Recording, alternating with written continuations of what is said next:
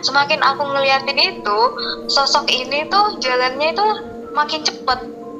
Dan ternyata itu kamu dan ternyata itu monyet yang aku penasaran itu tadi, yang aku penasaran di tempat makan itu, dan monyet itu lari ke arahku. Halo penikmat YouTube, kembali lagi bersama saya Aldi Water di Petis Pengalaman Mistis. Pada konten kali ini kita tidak kedatangan narasumber, tapi kita sudah terhubung dengan narasumber via WhatsApp call karena jarak yang lumayan jauh di kota sebelah dan karena di sana lagi zona merah ya. Dan narasumber ini mempunyai pengalaman yang cukup mengerikan karena dia penasaran terhadap makhluk halus yang membantu manusia untuk melakukan pesugihan. Sekarang kita sudah terhubung oleh narasumbernya. Selamat malam Mbak Rahmi. Ya, selamat malam. Oke Mbak, itu bagaimana ceritanya Mbak? Jadi kan dulu ini, kamu tahu nggak sih yang berita salah satu tempat Jember yang rame banget pembelinya? Nah itu pasti kamu juga pernah makan di situ. Ya. Soalnya kita pernah makan di situ. Oh ya. Terus waktu itu lagi viral berita tentang di tempat itu ada kayak sosok makhluk yang buat tempat itu jadi rame. Nah karena beritanya itu heboh dan aku penasaran.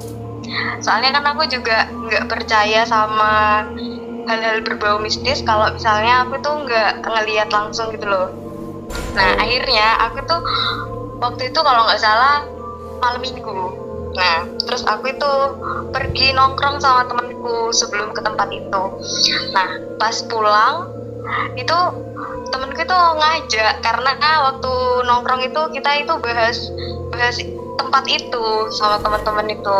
Terus pas pulang itu akhirnya ayo nanti pulangnya lewat situ. Soalnya kebetulan tempat nongkrongnya itu di deket tempat makan itu. Nah terus aku kan bareng sama temenku boncengan naik motor, berhentilah di depan tempat makan itu. Mana sih yang katanya ada Penglarisnya. itu? Nah kebetulan makhluknya itu monyet. Sosok makhluk halusnya. Gitu. Nah terus abis itu berhentilah di seberang jalan. Nah tempat itu tuh rame banget dan ngantrinya itu sampai ke pinggir-pinggir jalan raya gitu. Itu jam berapa waktu ke sana? Sekitar jam 11 kayak 10 jam 11-an lah. Malam. Malam. Terus? Nah tempat itu tutupnya jam 12-an. Ya, terus? Nah terus habis itu aku berhenti di seberang jalannya ngeliatin sama temenku, mana sih yang katanya ada monyetnya gitu. Nah katanya itu monyetnya itu ada di atas tempat orangnya itu masak Di dapur ya? Nah terus nah dapurnya itu kan juga itu sih terbuka gitu loh, jadi orang yang beli itu bisa ngelihat dapurnya waktu dia masak makanan itu kita tahu gitu. Nah kebetulan monyet itu katanya ada di cerobong asapnya. Nah terus habis itu penasaran kan, ngeliatin nungguin lama itu, loh kok nggak ada berarti bohong gitu.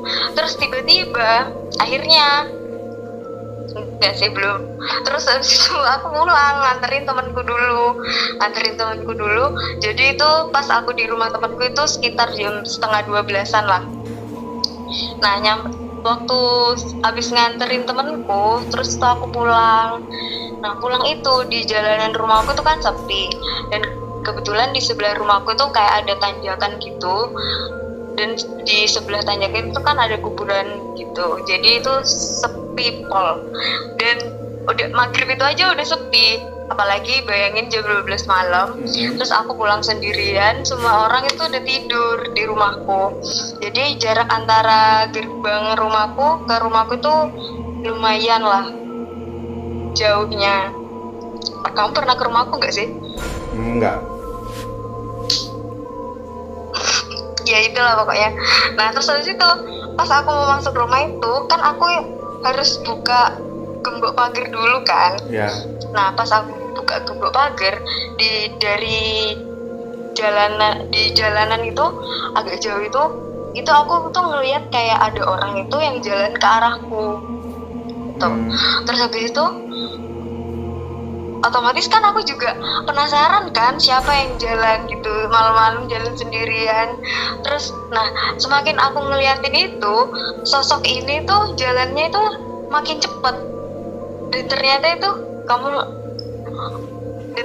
itu monyet yang aku penasaran itu tadi, yang aku penasaran di tempat makan itu. Dan monyet itu lari ke arahku. Kamu tahu nggak, monyet gede ya kayak gorila gitu kalau jalan, tahu kan kayak gimana ya jalan? Tahu gorila jalan kan? Iya, kak tangannya ikut jalan gitu. Tapi itu cepet kayak lari gitu, dan matanya itu merah melotot ke aku. Otomatis aku kan takut, akhirnya motorku tak tinggal di depan rumah. Terus aku lari sambil nangis gara-gara takut. Dan sosok monyet itu tetap ada di pagar rumahku, nggak berani masuk. Jadi pas aku masuk rumah itu sosok monyet itu ada di depan rumahku, sampai aku tuh nangis-nangis. Sebentar. Terus nyuruh orang. Itu tadi kan katanya Mbak Rami lari. Iya lari. Terus dari gerbang depan ke dalam rumah. Oh, kirain lari dari depan rumah lari makin menjauh ke rumah. Enggak, aku dari depan rumah, dari gerbang rumah ke dalam rumah itu aku lari sambil nangis gara-gara ada monyet gede itu. Terus abis itu besok-besoknya aku udah nggak pernah makan di tempat itu lagi. Dan semenjak itu aku sering bisa ngelihat gitu loh, tapi kayak nggak intens gitu, nggak setiap hari. Kalau orang indigo kan biasanya tiap bisa ngelihat kapanpun kan. Nah itu kayak di waktu-waktu tertentu aja aku bisa ngelihat. Tapi sebelumnya tuh Mbak Rahmi sudah ada kemampuan untuk melihat sosok makhluk halus gitu? Enggak sih, cuman aku kayak peka gitu loh kalau misal ngerasa gitu. Kayak kalau kan temanku ada yang bisa ngelihat, dan lingkungan papaku itu kan kayak kiai gitu loh. Jadi aku kan mesti kalau misalnya ngerasa kayak ada makhluk halus itu aku selalu cerita ke papaku. Dan nah setelah aku kepo itu yang waktu ngelihat monyet itu, jadi aku itu kayak sering gitu loh ngelihat, tapi nggak tiap hari, cuman ada waktu-waktu tertentu aja gitu. Setelah itu, tapi sosok makhluk halus itu tidak mengganggu ya, secara fisik ataupun suara? Enggak sih menurutku, soalnya kadang aku itu juga kepo, tapi kalau misal ngeliat itu serem gitu. Oke guys, itu cerita dari narasumber kita Mbak Rahmi.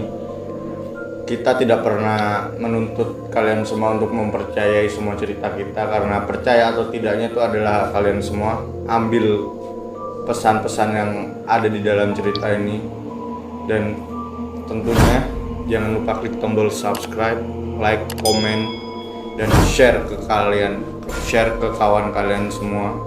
See you in the next video.